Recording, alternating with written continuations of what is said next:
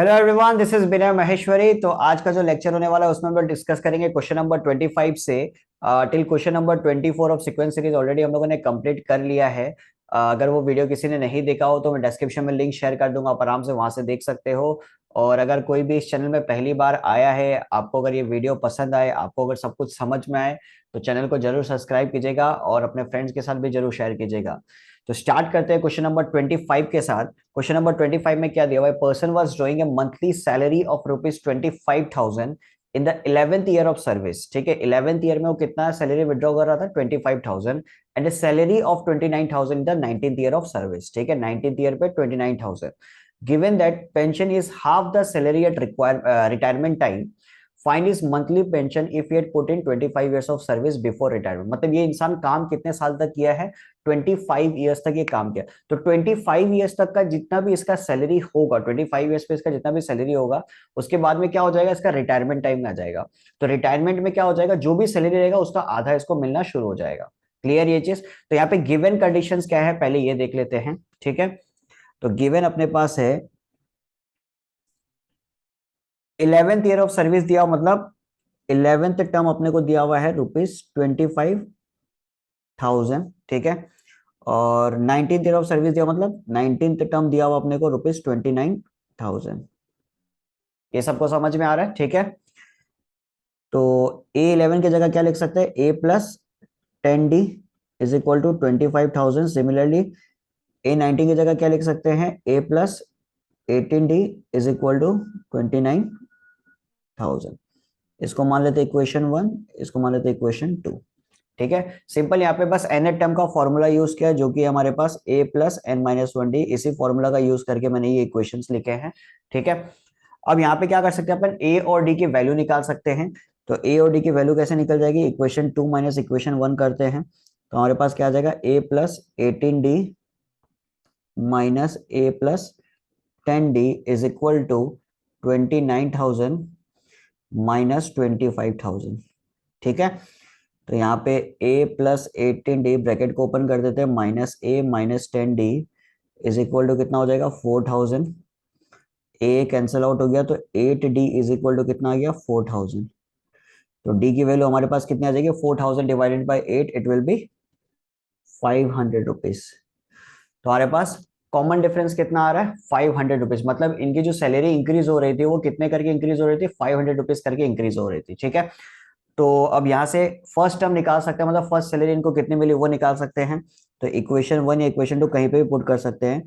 तो अपन इक्वेशन 1 पे पुट करते हैं तो क्या आ जाएगा हमारे पास? A+10 × 500 is equal to 25,000। तो ए की वैल्यू कितनी आ जाएगी? 25,000 माइनस 5,000, इट विल बी 20,000। तो ये आ गई हमारे पास ए की वैल्यू। क्लियर ये चीज? ठीक है, अब ए की वैल्यू आ चुकी है, कॉमन डिफरेंस हमारे पास आ चुका है। तो 25 ईयर्स तक इस इंसान ने काम किया था, 25th ईयर की जो सैलरी होगी वो निकाल सकते हैं। वो कैसे निकलेंगे? A25, तो A+24 इंटू डी। तो ए की वैल्यू हमारे पास 20,000 है, +24 इंटू डी की वैल्यू है 500 रुपीज। तो 20,000 +24 इंटू 500 होता है 12,000। तो 32,000 रुपीज की सैलरी हो गई। तो इस इंसान की सैलरी जो होगी 25th ईयर तक कितनी हो जाएगी? 32,000। फिर क्या कहा गया है कि 25th ईयर की सर्विस के बाद में इस इंसान ने क्या ले लिया? रिटायरमेंट ले लिया। तो रिटायरमेंट लेते ही उस टाइम पे जो सैलरी रहेगी पेंशन पे, उसकी आधी इसको मिलनी शुरू हो जाएगी। तो मंथली पेंशन कितना हो जाएगा इसका? मंथली पेंशन कितना हो जाएगा? 25th ईयर पे जो सैलरी रहेगी उसकी आधी, मतलब 32,000 divided by 2, it will B ₹16,000। ठीक है,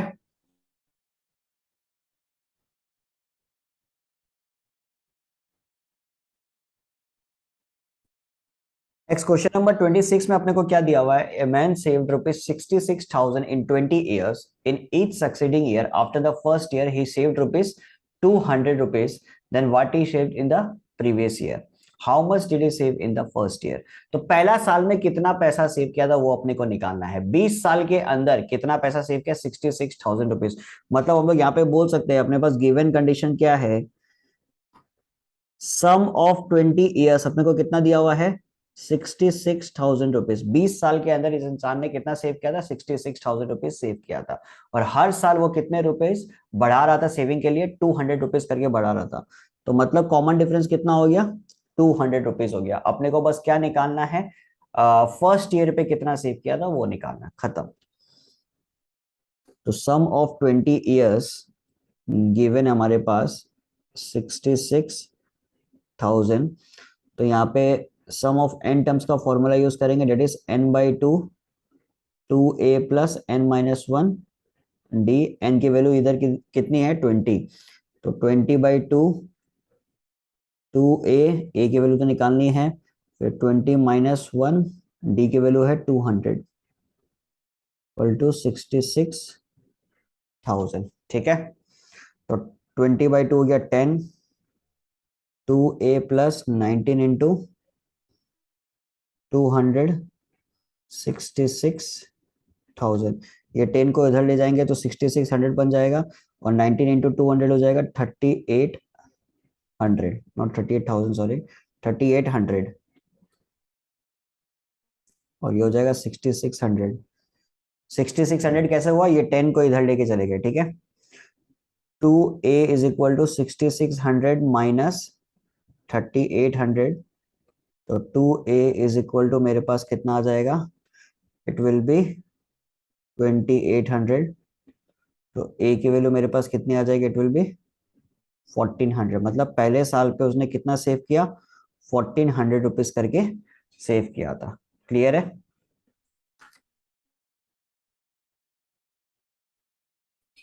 नेक्स्ट क्वेश्चन नंबर 27 अपने पास है।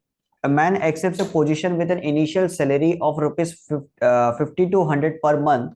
It is understood that he will receive an automatic increase of rupees 320 in the very next month and each month thereafter.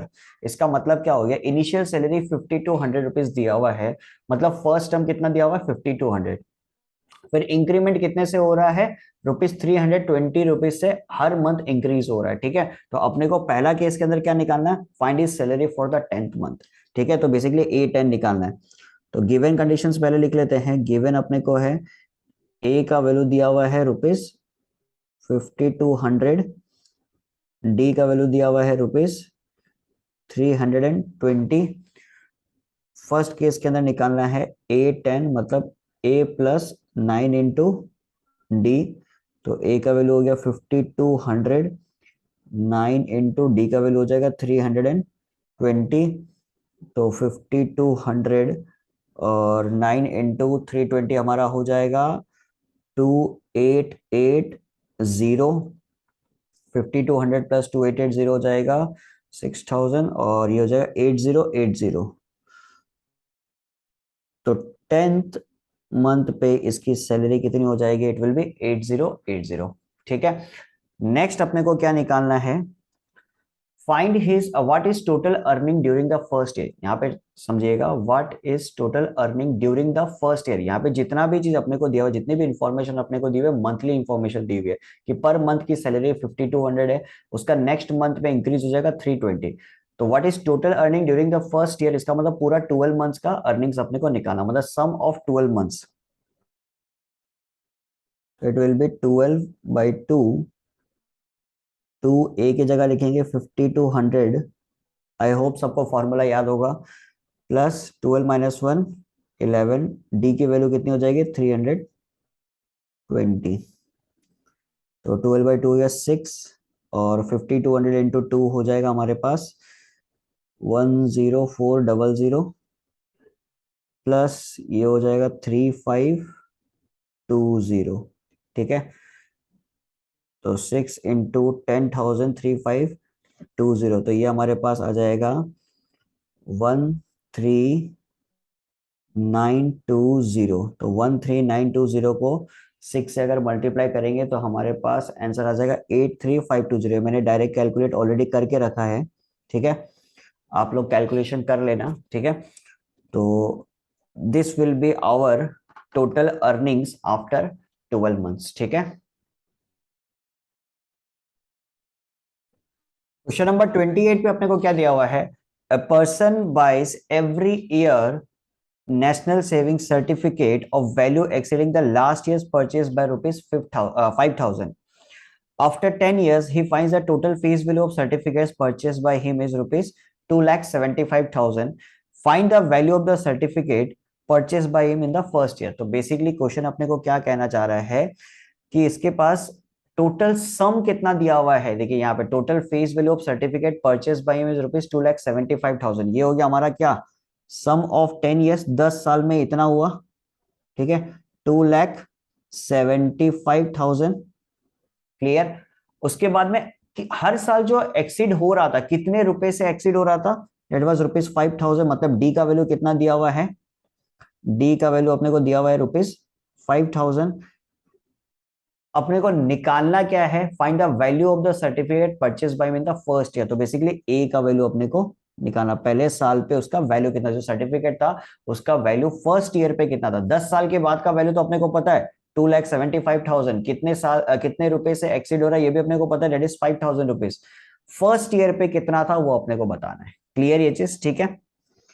तो S10 इज इक्वल टू 275,000 ये लिख सकते हैं।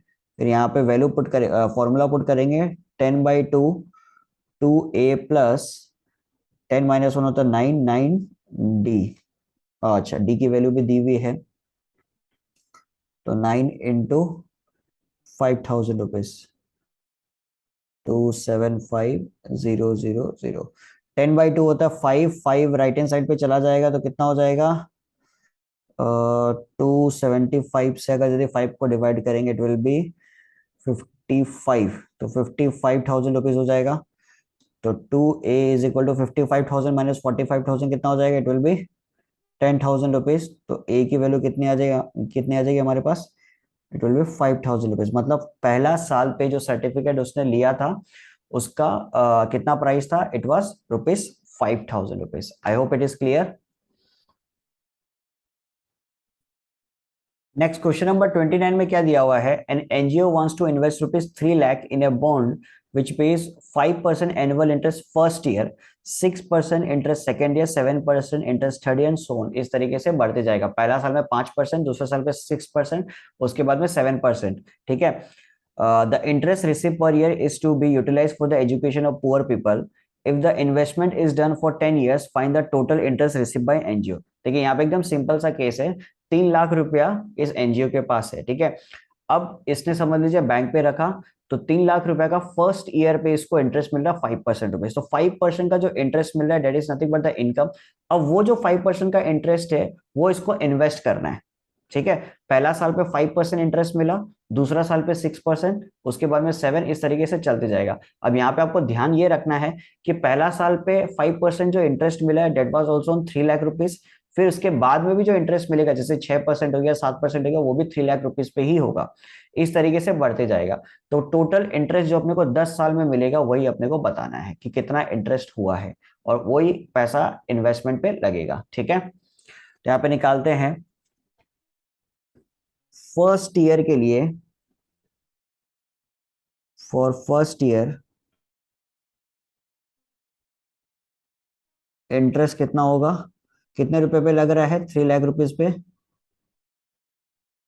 और कितना परसेंट, 5%, तो 5/100, तो कितना हो जाएगा, it will B rupees 15,000 rupees. This is interest for first year. Similarly interest for second year कितना हो जाएगा, 3 लाख रुपीज,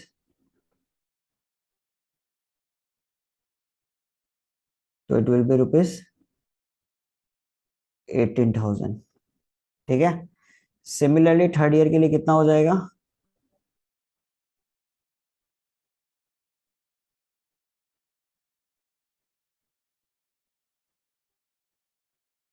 21,000। तो यहाँ पे आपको सीरीज दिखाई दे रही है, दिस इज एपी की सीरीज, 15,000, 18,000, 21,000। मतलब पहला साल पे जो इंटरेस्ट उसने कमाया डेट वाज 15,000, दूसरे साल पे जो इंटरेस्ट कमाया डेट वाज 18,000, तीसरे साल पे जो इंटरेस्ट कमाया डेट वाज 21,000। इस तरीके से ये चलते जाएगा। क्लियर है। 10 साल में टोटल इंटरेस्ट कितना होगा ये अपने को बताना है। तो ये सीरीज को देखते हुए अपन को एक चीज क्लियर हो गया कि जो फर्स्ट टर्म है उसकी वैल्यू कितनी हो जाएगी, 15,000 रुपीज। डी की जो वैल्यू होगी इट विल बी कितनी, 3,000 रुपीज, बिकॉज 3,000 रुपए करके बढ़ रहा है। और सम ऑफ 10 ईयर्स निकालना है, तो 10/2, 2 into 15,000 rupees plus 9 into 3,000 rupees, ठीक है। तो it will B 30,000 plus 27,000। 30,000 plus 27,000 कितना हो जाएगा, 57,000। 57 into 5 अगर यदि अपन करेंगे इट विल बी अराउंड 25,000, 2,85,000। तो 10 साल के बाद में टोटल इन्वेस्टमेंट कितना हो जाएगा, इट विल बी 2,85,000। और ये सारा पैसा कहाँ से आ रहा है, वही 3 लाख, जो हमारे पास 3 लाख रुपया था उसी के इंटरेस्ट से आ रहा है। क्लियर है। तो 10 साल का टोटल इंटरेस्ट कितना मिल जाएगा, 2,85,000 रुपीज। क्लियर। नेक्स्ट हमारे पास है क्वेश्चन नंबर 30, लास्ट क्वेश्चन हमारे पास है और बहुत ही शानदार क्वेश्चन है। अब इसमें दिया हुआ है कि Kumar buys a Maruti car for ₹2,40,000 a down payment of ₹1,20,000 and the rest in annual installment of ₹10,000 plus 12% interest on the unpaid amount.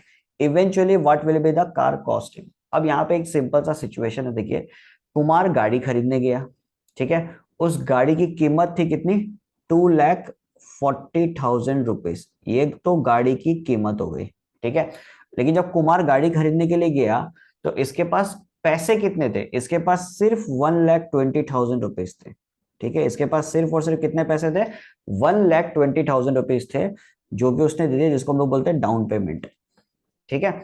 बाकी 1,20,000 रुपीज उसके पास थे नहीं, तो 1,20,000 रुपीज इसने क्या किया, लोन लिया, ठीक है।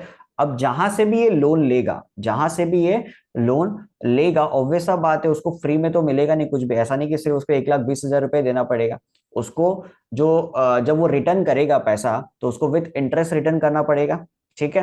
तो 1,20,000 इसके लिए क्या हो चुका है, वो लोन हो चुका है, ठीक है। अब जिससे भी इसने लोन लिया उसको ये क्या देगा, इंटरेस्ट देगा, ठीक है। अब यहाँ पे सिनेरियो ऐसा है हमारे पास कि 10,000 रुपीज करके तो ये इंस्टॉलमेंट दे ही रहा है, 10,000 रुपया करके तो इंस्टॉलमेंट दे रहा है, और उसके साथ साथ क्या दे रहा है, जो भी आउटस्टैंडिंग अमाउंट होगा, जो भी आउटस्टैंडिंग अमाउंट होगा उस पर 12% इंटरेस्ट भी दे रहा है। फिर से बता रहा हूं, इसका लोन कितना है, 1,20,000 रुपीज का इसका लोन है, ठीक है। अब 1,20,000 रुपीज पे इसको 12% इंटरेस्ट देना पड़ेगा, समझ लीजिए। पहला मंथ के लिए इसको 1,20,000 पे 12% का इंटरेस्ट देना पड़ेगा, ठीक है। जब नेक्स्ट मंथ आया तो इसने क्या किया, 12% इंटरेस्ट तो दिया लेकिन 10,000 रुपया और एक्स्ट्रा दे दिया। तो पहले तो 1,20,000 था, अब 10,000 और माइनस हो जाएगा तो इसका रिमेनिंग आउटस्टैंडिंग बैलेंस कितना हो जाएगा, इट विल बी 1,10,000, और इस पे अभी अब 12% इंटरेस्ट देगा। क्लियर ये चीज। फिर उसके बाद में जब नेक्स्ट ईयर आएगा, सॉरी नेक्स्ट मंथ आएगा, ठीक है, उस पे अगेन ये क्या करेगा, 1,00,000 रुपए पे 12% इंटरेस्ट देगा, 10,000 रुपये और कम हो गया। फिर उसके नेक्स्ट पे क्या हो जाएगा, 90,000 पे 12% इंटरेस्ट देगा। सो 90,000 तो 9 लाख बन चुका है, ठीक है। तो इस तरीके से ये कहानी चलती जाएगी। समझ में आ रहा आपको, 1,20,000 का लोन था, 10,000 रुपया इसका क्या है, इंस्टॉलमेंट अमाउंट है, जो हर मंथ जो भी आउटस्टैंडिंग बैलेंस रहेगा उससे कटते जाएगा, उससे डिडक्ट होते जाएगा, और जो भी रिमेनिंग बैलेंस अमाउंट रहेगा उस पर 12% इंटरेस्ट लगते जाएगा। क्लियर है। अब क्वेश्चन अपने को ये पूछ रहा है, eventually what will the car costing. तो देखिए कार की एक्चुअल कीमत तो कितनी है, 2,40,000 रुपया, बट इसके लिए अब 2,40,000 रुपये नहीं होगी, इसके लिए 2,40,000 रुपीज नहीं होगी, इसके लिए और ज्यादा हो जाएगा, because of the interest amount, because of the interest जो इसने 1,20,000 पे दिया है। तो वो जो इंटरेस्ट आएगा उसको 2,40,000 पे ऐड करेंगे तो इसकी एक्चुअल कॉस्ट निकल जाएगी कार की। क्लियर है, ये बात समझ में आ रहा है। तो बेसिकली अभी हम लोग को निकालना क्या है कि कुमार ने कितना इंटरेस्ट पेमेंट किया है, ठीक है। तो यहाँ पे पूरा सिनेरियो समझ चुके हैं, अब इसको कैलकुलेट करते हैं, ठीक है। तो यहाँ पे इंटरेस्ट का कैलकुलेशन करेंगे, ठीक है। सम ऑफ इंटरेस्ट, ठीक है। पहला मंथ पे कितना था, 1,20,000, ठीक है। स्टार्टिंग पे तो 1,20,000 है, तो 1,20,000 पे क्या लगेगा, 12% का इंटरेस्ट, ठीक है। प्लस उसके बाद में उसने 10,000 रुपये दिए, ठीक है। उसके बाद में उसने 10,000 रुपये एक्स्ट्रा दिया, तो 1,20,000 से 10,000 रुपये कम हो जाएगा तो कितना हो जाएगा, 1,10,000 रुपीज। अब इस पे 12% इंटरेस्ट लगेगा। सिमिलरली 1,00,000 रुपीज पे 12% इंटरेस्ट लगेगा। तो इस तरीके से चलते जाएगा अप टू 12 टाइम्स, बिकॉज पूरा साल का बात कर रहे हैं हम लोग, ठीक है। तो अब यहाँ पे अपन क्या कर सकते हैं, ये जो 12/100 है इसको ले लेते हैं कॉमन, इसको बाहर निकाल देते हैं, ठीक है। बाकी 1,20,000 प्लस 1,10,000, 1,00,000 रुपीज, ये बन गया अपना सम का सीरीज, ठीक है। तो 12/100, फर्स्ट टर्म यहाँ पे क्या हो जाएगा, 12,000, यहाँ पे पहले मैं फॉर्मूला के हिसाब से लिख देता हूँ, 12/2 दैट इज n/2, ठीक है। फर्स्ट टर्म क्या हो जाएगा, फर्स्ट टर्म हमारे पास 1,20,000 है, तो 1,20,000 फॉर्मूला यूज करें n/2 2a प्लस n-1d, ठीक है। तो 1,20,000 और प्लस n-1d, तो n की वैल्यू हो गई 12, 12 - 1 हो गया 11, d की वैल्यू कितनी हो जाएगी, देखिए 1,20,000, 1,10,000, उसके अंदर 1,00,000 मतलब 10,000 रुपीज कम हो रहा है, तो इट विल बी -10,000 रुपीज, ठीक है। तो 12/100 6, 1,20,000 इंटू 2 करेंगे तो 2,40,000 होता है, माइनस 1,10,000 रुपीज, ठीक है। तो 12/100 6 इंटू 2,40,000 माइनस 1,10,000 रुपीज अगर हम लोग करेंगे तो हमारे पास कितना आ जाएगा, 1,30,000 आ जाएगा, ठीक है। तो 12/100 6 इंटू 1,30,000, 13 इंटू 6 होता है 78, तो 7,80,000 रुपीज हो जाएगा ये, तो ये कटा। तो 78 इंटू अपने को करना है 12, तो 78 इंटू 12 करेंगे, हमारे पास एक चेक कर लेते हैं, 8 2 16, 7 2 14 1 15, 78 6 3 और 9, ठीक है। तो हमारे पास आ जाएगा 93,600 रुपीज। तो ये 93,600 रुपीज क्या रहा है, this is the total interest. ये 1,20,000 रुपए पे इस इंसान ने 93,600 रुपीज तो इंटरेस्ट का पेमेंट किया है। क्लियर ये चीज।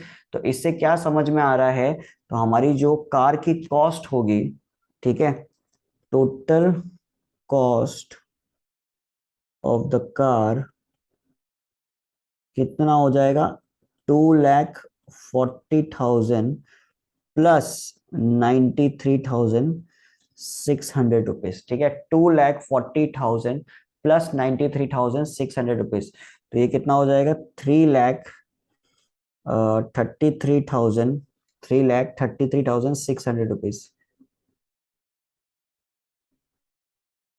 This is the original cost, सही है। तो ये पूरा सिनेरियो आप लोगों को समझ में आया। अगर किसी को नहीं समझ में आया, ये क्वेश्चन बहुत ज्यादा इंपॉर्टेंट है और बहुत ही शानदार सा क्वेश्चन था, ठीक है। अगर किसी को नहीं समझ में आया तो आप प्लीज कमेंट बॉक्स में जरूर बताइएगा, मैं अलग से इस क्वेश्चन के लिए एक और वीडियो बना दूंगा और सिंपल करके। बट मेरे हिसाब से जो मैंने कहा है इस क्वेश्चन में समझ में आ जाना चाहिए, बट उसके बावजूद भी नहीं समझ में आए तो प्लीज कमेंट बॉक्स में जरूर बताइएगा, ठीक है। तो यहाँ पे हम लोगों ने कंप्लीट कर लिया एक्सरसाइज 6.2 ऑफ ML अग्रवाल। आप लोगों को और वीडियो अच्छा लगा हो तो अपने फ्रेंड्स के साथ जरूर शेयर कीजिएगा और वीडियो को लाइक कीजिएगा। Thank you so much.